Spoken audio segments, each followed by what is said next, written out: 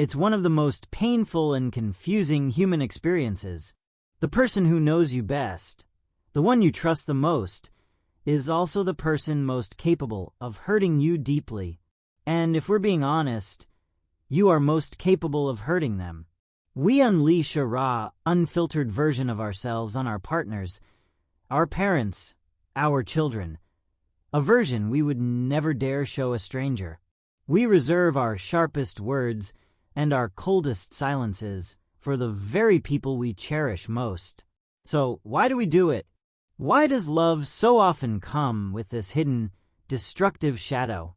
The easy answer is that we take them for granted. But the philosopher Alan Watts reveals a much stranger and more profound reason. He suggests it's rooted in a fundamental and ultimately mistaken belief we all carry about who we really are. On the surface, the answer seems simple enough. We tell ourselves that we feel safe with our family and loved ones.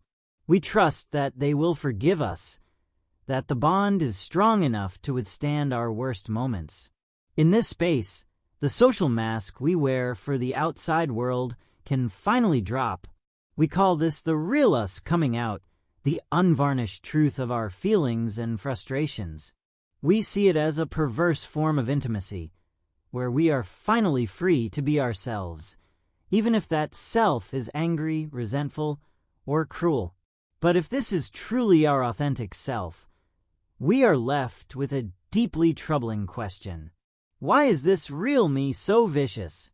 If we genuinely felt safe, secure, and loved, why would our most fundamental nature express itself through venomous words, cold shoulders, and emotional violence? The conventional explanation begins to crack under the weight of this paradox. It doesn't account for the sheer ferocity, the specific kind of hurt that is reserved only for those we hold closest. The sting of a loved one's comment is qualitatively different from a stranger's insult. It carries a history and an expectation that makes it land with far greater force. The pain is more profound because the context is love. This is where the wisdom of Alan Watts offers a crucial distinction. He would argue that this cruel outburst is not the real you at all. To mistake it for your authentic self is to misunderstand the human condition entirely. What we are witnessing in these moments of emotional violence is not a true self emerging, but rather a symptom of a fractured identity. It is the sound of a fragile ego feeling threatened, not from the outside, but from within its own inner circle. The pain we inflict is not a sign of ultimate trust, but a desperate, misguided defense of a self that feels its very foundations are under attack by the very people who are supposed to be part of that foundation. To truly grasp this, we need to understand the fundamental building block of our conventional identity, the ego. Alan Watts often described this sense of I, this feeling of being a separate self, as a fortress. From a very young age, we learn to construct these walls. They are made of our accomplishments, our beliefs, our personality traits, our reputation, everything we use to answer the question, who am I? This fortress creates a clear distinction. Inside is me, and outside is the outside world, full of other people and things that are not me. This is the lens through which we experience almost everything. This model works reasonably well for managing external threats. When a stranger insults you or a colleague criticizes your work, the dynamic is straightforward. The attack comes from outside the walls. The fortress is designed for this. You can rally your defenses. You can dismiss their opinion as irrelevant because they don't know you. You can fire back a counter-insult, or you can simply retreat behind your battlements and let the assault bounce off. The conflict is clean, in a sense, because the lines are clearly drawn. It is me versus them. But love changes everything. When you fall in love, be it with a partner, or when you form a deep bond with a child or a close friend, you do something extraordinary. You open the gates of your fortress, and you invite them inside.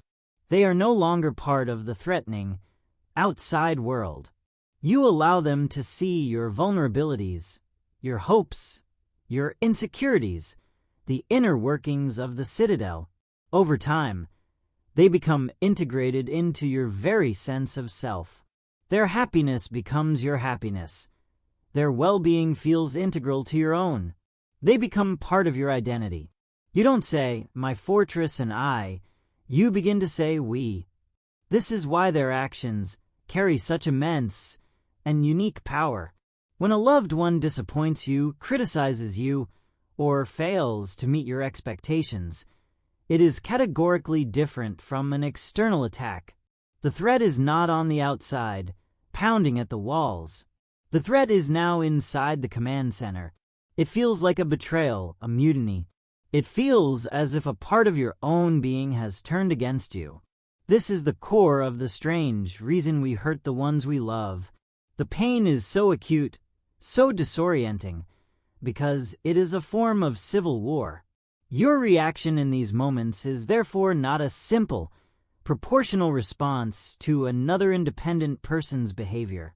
It is a panicked, visceral response to what feels like a part of your own self breaking rank. The fury, the harsh words, the cold withdrawal, these are not the actions of a secure and whole individual. They are the desperate tactics of a regime trying to quell an internal rebellion. You are not just fighting them. You are fighting the part of you that they have come to represent. The battle is happening within the walls of your own identity, and in a civil war, there are no clean lines, and the collateral damage is always catastrophic. This is why the wounds are so deep and why our reactions can be so disproportionately cruel. We are not defending ourselves from an outsider. We are trying to violently reassemble our own shattered sense of self. So what is the answer? If the fortress is the source of the problem, the solution cannot be to build higher walls or thicker armor. That only deepens the loneliness and amplifies the shock of any internal betrayal. The true transformation begins when we start to question the fortress itself. The revolutionary insight is to realize that the wall, the boundary between me and not me, was always an illusion, a useful construct, perhaps, but not the ultimate truth. We are not isolated citadels. We are more like waves on a single, vast ocean. The wave has a unique, temporary form, but it is never truly separate from the water from which it rises and into which it will fall. This shift in perception changes everything about how we relate to others. When you begin to loosen your grip on the separate fortress self, you can stop seeing your loved ones as extensions of your own identity. You no longer need them to play a specific role in your story or to uphold the part of your ego that they have been assigned. Instead, you can begin to see them as they truly are: miraculous, independent, and fleeting expressions of life itself. You see them with the same wonder you might feel observing a unique star in the night sky or a perfectly formed, transient flower. They are not there to complete you or to validate your existence. They are their own complete, sovereign universe, and you have the profound privilege of witnessing them. This is the move from a relationship based on ownership to one grounded in appreciation.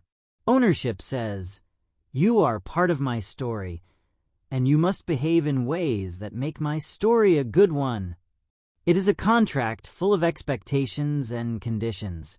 Appreciation, on the other hand, whispers, "I am in awe that our stories get to intersect. I am grateful for the unique and unpredictable dance we are sharing for this brief moment in time." The former is a demand, the latter is a gift.